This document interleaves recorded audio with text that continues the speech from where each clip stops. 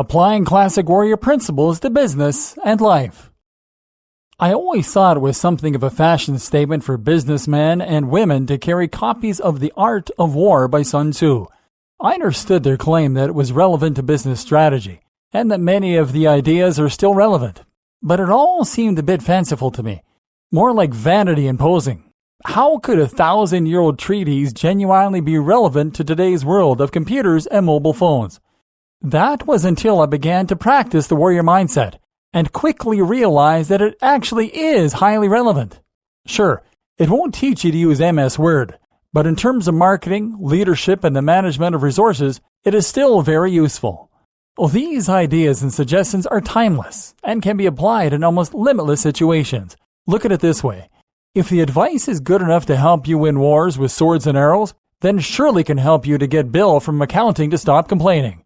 With that in mind, I present some of the best quotes and lessons from the book that you can take with you into the office and use to inspire more loyalty and productivity. And just for good measure, I've thrown in some Machiavelli, who wrote The Prince as an instruction manual for an Italian prince that would help him to become an effective ruler someday. These are both texts aimed at historical warriors and kings, and yet they are coveted by business professionals, relationship gurus, and more. This is the perfect example of why the warrior mindset is still relevant today, and you will see that the sentiments therein echo much of what we have already discussed. Lessons from the Art of War.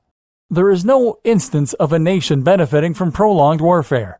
In other words, if you are at odds with a competitor or a colleague, then a prolonged struggle will only serve to damage both of you.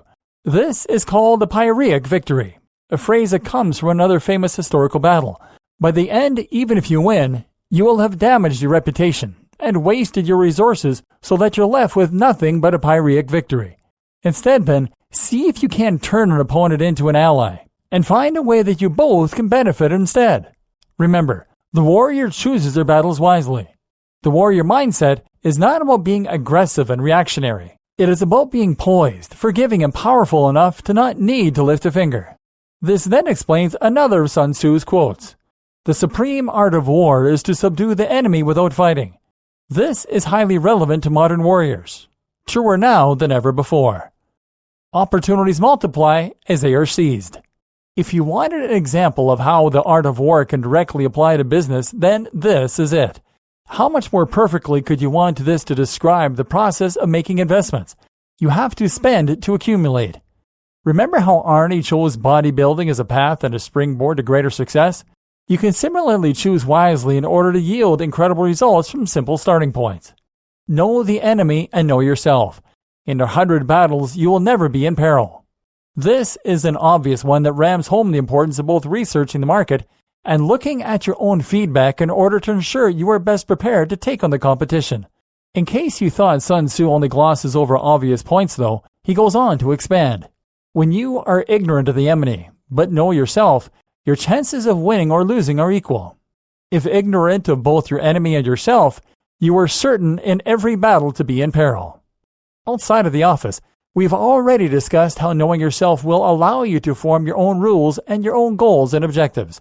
The general who advances without coveting fame and retreats without fearing disgrace, whose only thought is to protect his country and do good service for his sovereign, is the jewel of the kingdom. This is the kind of employee you want. Keep an eye on those who bring too much ego to the workplace. This is the kind of employee you need to be, and this perfectly echoes Seneca's views on living with less earlier on. Remember, in this case you are not serving your country or sovereign, but the higher purpose and values you chose for yourself. Victorious warriors win first and then go to war, while defeated warriors go to war first and then seek to win.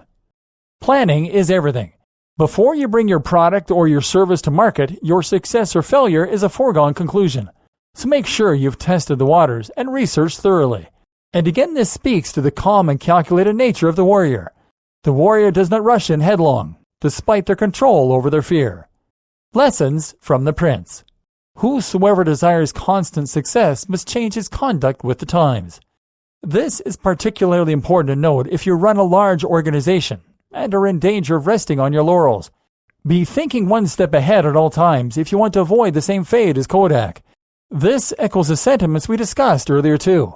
about being willing to change your principles and adapt where necessary. But this should come from within, not from without. Men ought to be well treated or crushed, because they can avenge themselves of lighter injuries, of more serious ones they cannot. Crushing your opponents and employees may not be encouraged in ethical business. Interestingly, Sun Tzu is actually much more of a pacifist than Machiavelli, but the point is still valid. Don't make enemies, then give them time to lick their wounds. As far as possible, the warrior should avoid combat and confrontation. They should seek to please everyone and find the most mutually beneficial outcome. However, if you do decide to engage in competition or combat, then you must act with finality. The wise man does at once what the fool does finally, i.e., time is money, and indecision is a recipe for failure. Entrepreneurs are simply those who understand that there is little difference between obstacle and opportunity, and are able to turn both to their advantage. This is far more literal than you might think. Opening a tin of beans easily, challenge or opportunity. This is similar to the ideas we discussed earlier about seeing challenge as a chance for growth, and how crazy it is to think that Machiavelli might have had such relevant and useful advice for modern entrepreneurs. Yet more proof that the warrior mindset is timeless, and just as important today as ever before. Anything can be approached as a warrior. I highly recommend reading these books as part of your evolution and your journey to becoming the best version of yourself. They belong in every warrior's reading list.